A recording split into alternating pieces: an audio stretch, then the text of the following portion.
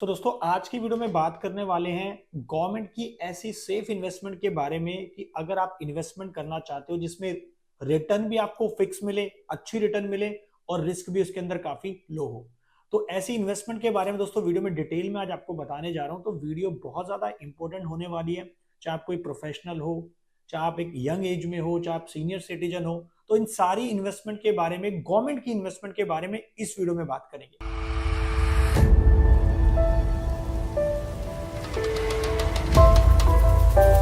नमस्कार, मैं दीपक बैसला आपका स्वागत करता हूं हमारे YouTube चैनल पर।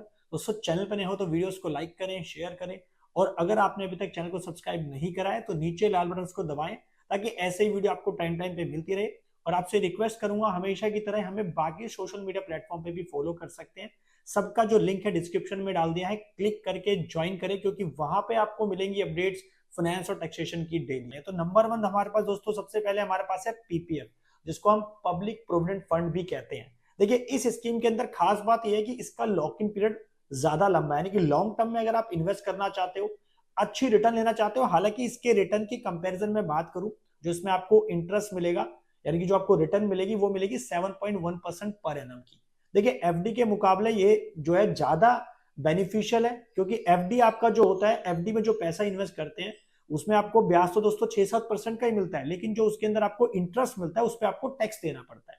लेकिन पीपीएफ के अंदर खास क्या बात है कि आप जो पीपीएफ में पैसा डालेंगे उसमें आप अपने 80C यानी कि टैक्स सेविंग का 1.5 लाख रुपए तक का बेनिफिट ले सकते हैं। इसका मतलब पीपीएफ में पैसा डालना, उसके ऊपर इंटरेस्ट आना और मेच्योरिटी का पैसा सारा का सारा एग्जेम्प्ट है, आपको कहीं पे भी कुछ भी टैक्स नहीं पे करना है। सो बात करता हूं रिटर्न की, तो 7.1% पर एनम का इसमें आपको रिटर्न मिलता है जो आपको इंटरेस्ट पे होता है। और लॉक इन पीरियड की बात करूं तो उसका 15 साल का लॉक इन पीरियड है।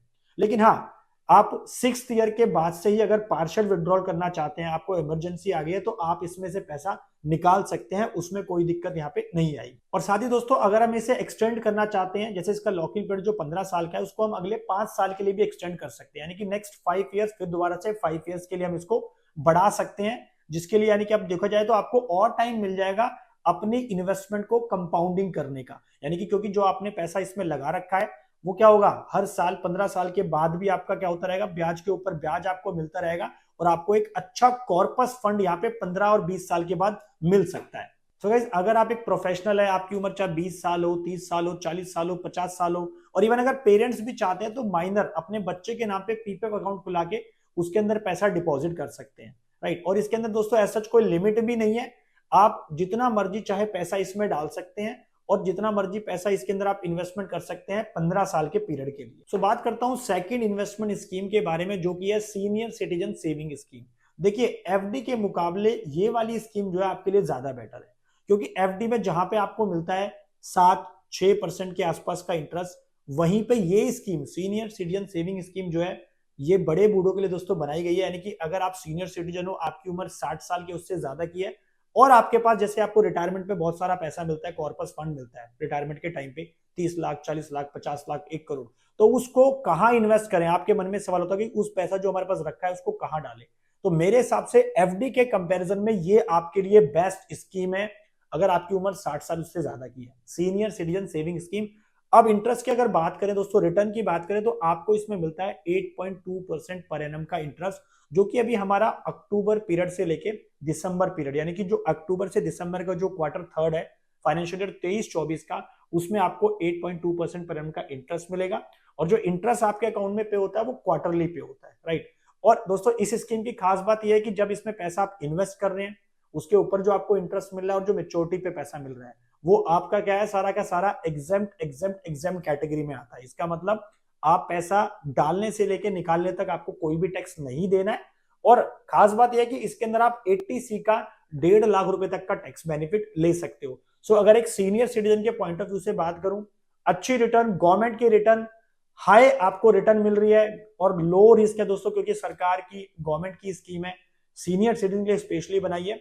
और ये इसका जो पीरियड की बात करूं दोस्तों, इसके अंदर 5 साल के लिए इसका लॉक इन पीरियड होता है और उस 5 साल के पीरियड को आप एक एप्लीकेशन फाइल करके 3 साल और एक्सटेंड करा सकते हो, यानी कि जो 5 साल की आपने इन्वेस्टमेंट करी है वो आपकी 8 साल की हो जाएगी। और अगर मैं इसके अंदर इन्वेस्टमेंट अमाउंट की बात करूं तो आप मिनिमम 1,000 रुपए से स्टार्ट कर सकते हो और इसके अंदर आप 30 लाख रुपए डाल सकते हो मैक्सिमम। बजट 2023 के अंदर दोस्तों जो 15 लाख की पहले लिमिट होती थी कि मैक्सिमम आप 15 लाख रुपए डाल सकते हो सीनियर सिटीजन सेविंग स्कीम में, लेकिन बजट 2023 में इसको बढ़ा के 30 लाख रुपए कर दिया गया है। आपके मन में सवाल होगा कि सर इसको क्या हम प्री मेच्योर विड्रॉल कर सकते हैं? बिल्कुल, आप इसको जो है मेच्योरिटी से पहले विड्रॉ कर सकते हैं। देखिए, जब आपने ये अकाउंट ओपन कराया सीनियर सिटीजन सेविंग स्कीम का, तो उसके 1 साल के अंदर आप प्री मेच्योर करते हैं अगर, तो उस केस में यानी कि पार्शियल विड्रॉल करते हैं, प्री मेच्योर क्लोज कराते हैं, तो उस केस के अंदर आपको कोई भी यहाँ पे चार्जेस नहीं लगेंगे। लेकिन अगर आप 1 साल के बाद कराते हैं तो उस केस में आपको 1.5% के पैनल चार्जेस पे करने पड़ेंगे, और अगर आप 2 साल के बाद कराते हैं तो वहां पे आपको 1% चार्जेस पे करने पड़ेंगे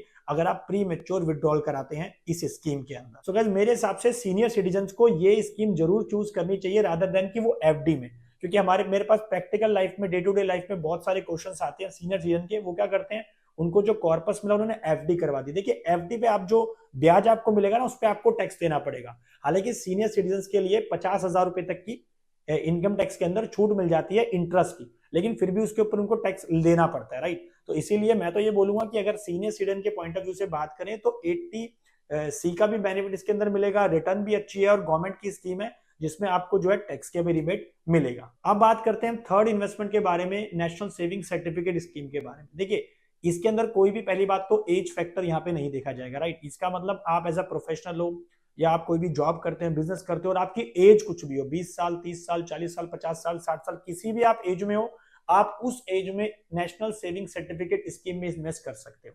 और दोस्तों इतना ही नहीं, आप जो है अपने बच्चे के नाम पे यानी कि माइनर के नाम पे जो है इन्वेस्टमेंट कर सकते हो, उसका एनएससी नेशनल सेविंग सर्टिफिकेट में अकाउंट ओपन करा के उसकी इन्वेस्टमेंट कर सकते हो। और इसके अंदर लॉक इन पीरियड आपका जो रहता है वो रहता है 5 इयर्स का। सो अगर मैं रिटर्न की बात करूं तो आपको मिलता है इसमें 7.1% का इंटरेस्ट पर एनम। देखिए, आप अब बोलोगे सर ये तो एफडी के मुकाबले सेम टू सेम रही। देखिए, एफडी में क्या था कि मैंने जैसे बताया था, एफडी का जो इंटरेस्ट है उस पर हमें टैक्स देना पड़ सकता है, लेकिन इसके अंदर आपको क्या है, इसके अंदर भी आपकी जो इनकम है वो एग्जेम्प्ट कैटेगरी में आती है। इसका मतलब जब आपने पैसा इन्वेस्ट करा, उसके ऊपर जो इंटरेस्ट मिला, और जब आपने मेच्योर करा, तो तीनों की जो कैटेगरी है वो एग्जेम्प्ट कैटेगरी है, क्योंकि इसके अंदर आपको 1.5 लाख का 80C का बेनिफिट मिलता है। दैट मीन्स आप मिनिमम 1,000 रुपए से इन्वेस्ट कर सकते हो, और मैक्सिमम दोस्तों इसके अंदर आप जितना मर्जी चाहे पैसा इन्वेस्ट कर सकते हो नेशनल सेविंग सर्टिफिकेट के स्कीम के अंदर। सो गाइज, एफडी के कंपैरिजन में देखा जाए, जैसे मैं बात करूं सीनियर सिटीजन को, क्या है कि जो एफडी का रेट मिल रहा है आज के टाइम पे वो 7.5% के अराउंड है, राइट। और अगर मैं नॉन सीनियर सिटीजन की बात करूं जिनको एफडी मिल रही है, उनको 6 या 7% के अराउंड मिल रही है। सो अगर मैं इस नेशनल सेविंग सर्टिफिकेट की बात करूं तो एक तरह से ये बात हो गई कि जो नॉन सीनियर सिटीजन हैं उनको जो नेशनल सेविंग सर्टिफिकेट का जो रेट मिल रहा है वो एक तरह से सीनियर सिटीजन वाले रेट मिल रहे हैं, यानी कि जैसे उनको एफडी मिल जाती है। तो इस केस में अगर आप इन्वेस्ट करना चाहते हो तो ये बहुत अच्छी स्कीम है, सेफ स्कीम है, 5 साल का लॉक इन पीरियड है, तो इसमें आप इन्वेस्ट कर सकते हो। गाइस, इसके अलावा हमारे पास बहुत सारी इन्वेस्टमेंट स्कीम है गवर्नमेंट की जिन पे अच्छी रिटर्न मिलती है, जैसे सुकन्या समृद्धि योजना है, अटल पेंशन योजना है, नेशनल पेंशन स्कीम है। तो अगर आप चाहते हैं कि मैं आने वाली वीडियोस में इन सारे टॉपिक को कवर करूं, या फिर आप कोई सजेस्ट करना चाहते हैं कि सर आप इस इन्वेस्टमेंट के लिए एक वीडियो बना दीजिए, पूरी डिटेल वीडियो, जिसमें आप एक वीडियो को अच्छे से डिस्क्राइब करके हमें बताएं, सो प्लीज मुझे कमेंट करके जरूर बताना।